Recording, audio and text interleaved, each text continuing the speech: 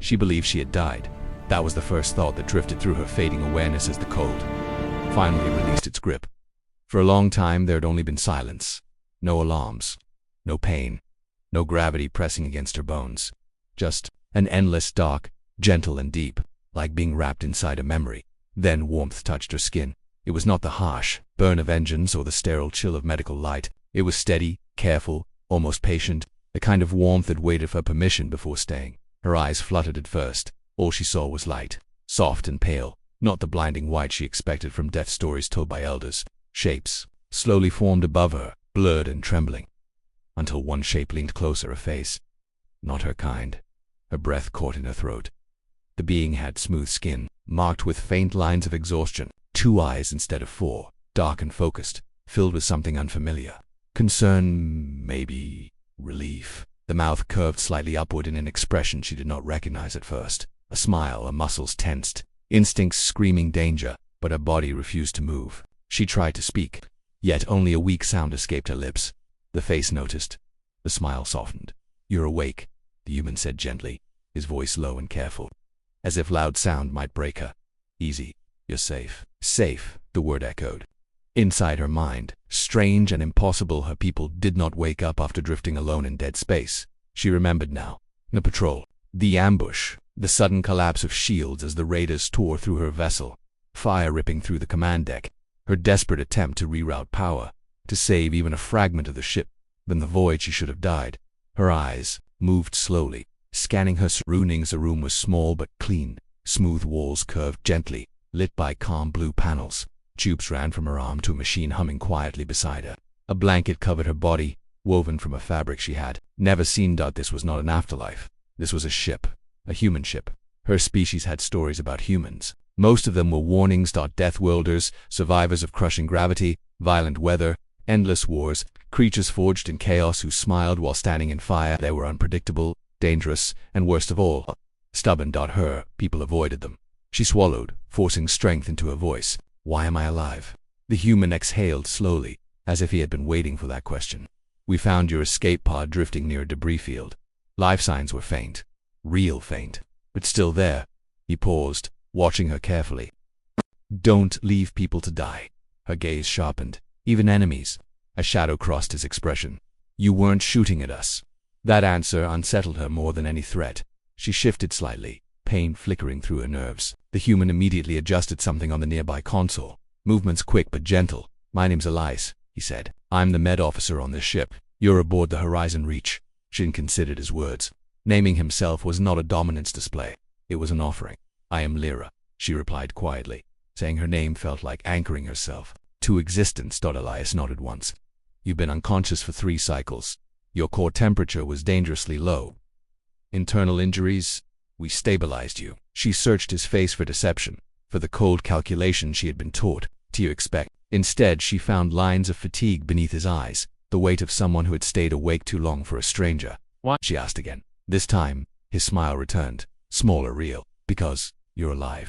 The answer was simple and terrifying. Over the next cycles, Lyra learned what it meant to be saved by humans. They did not hover like her people did, speaking in hushed tones as if afraid of the injured. Instead, they treated her recovery as a shared task.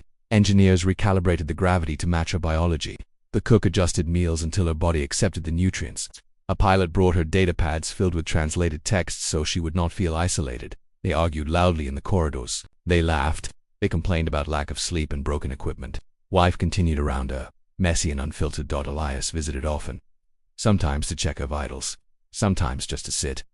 On one such visit, she finally asked the question that had been burning inside her. "You knew my ship was destroyed," she said. "You knew my people might never come. Why invest so much effort?" Elias leaned back against the wall, arms crossed loosely. "Out there," he said, gesturing vaguely toward the hull. "Space doesn't care who you are. It'll kill anyone the same. When we pull someone back from that, we're not thinking about species. We're thinking about tomorrow." She studied. "If you risked your ship, your crew." "Yeah," he admitted. "That's kind of our thing." When she was strong enough to walk, Elias escorted her to the observation deck. Stars stretched endlessly beyond the viewport. Brilliant and indifferent, Lyra pressed a hand against the transparent surface, feeling impossibly small. "I believed I had died," she whispered. Elias stood beside her. "A lot of people do, right before they wake up." Her chest tightened. My people believe survival is about caution, about avoiding risk. He nodded. Ours learned early that hiding doesn't stop storms. You either face them, or they bury you. She turned to him. And when the storm is someone like me, his eyes met hers without hesitation. Then we see if the storm needs help. News of her survival spread faster than she expected. A relay station picked up the Horizon Reach's transmission, then another. Her people responded with disbelief, then urgency. A diplomatic vessel was dispatched to retrieve her. When the message arrived, Lyra felt something unexpected settle in her chest. Reluctance. Elias noticed. You don't have to go immediately, he said carefully. We can wait for a proper transfer. She hesitated. They will want answers. He smiled faintly. They always do. The day of departure came quietly.